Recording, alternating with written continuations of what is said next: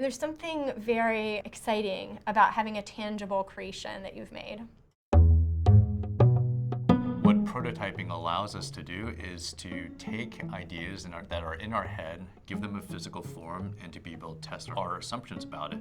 And prototyping isn't always high tech. In fact, the first step of prototyping we call is like low fidelity prototyping. So it may be as simple as sketching out your idea on a piece of paper, or actually using simple objects like Legos and cardboard to create a better design product, for example. Now, when we think about a product, it's kind of easy to think about what a visual might look like. When we think about a process, which design thinking can be used to develop a process, you could think of perhaps acting something out or drawing a flow diagram, some way of illustrating the process. We find that when people can see and interact, they can give much better feedback. It really helps us to get the ideas out of our head, to give them a physical form, and to be able to show that to someone on your team, or to show that to your supervisor and go, hey, there's this form that we have for patients, but it takes them about 5 minutes to read it, and they always have questions about it, and here's just a redesigned form I mocked up on a sheet of paper. What do you think? That's actually a prototype.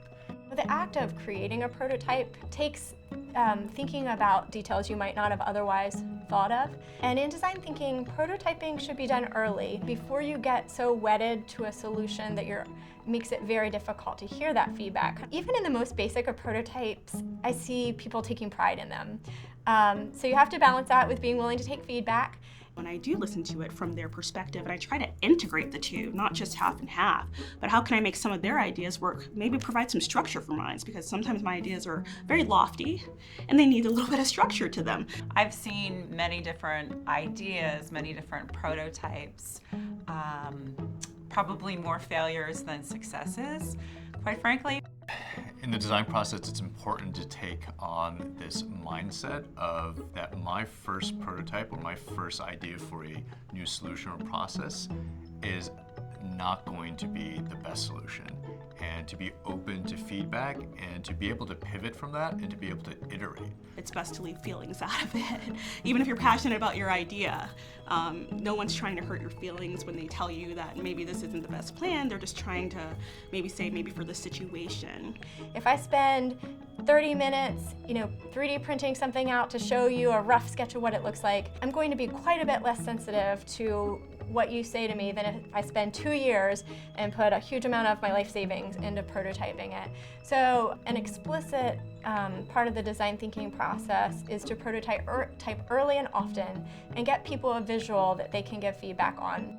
To make this concrete, when I visited the design firm IDEO, there's a designer named Dennis Boyle, and he actually made the first prototype of the Apple mouse for Steve Jobs. And he has all these foam models of probably 30 different variations of the Apple mouse. And to me, I was like, wow, yeah, he didn't get it right on the first try. It was literally this continuous improvement and refinement. And we don't do that in healthcare. Often we come up with the first prototype and go, we need to implement this because we've spent so much time and energy doing it, and it needs to get implemented right away.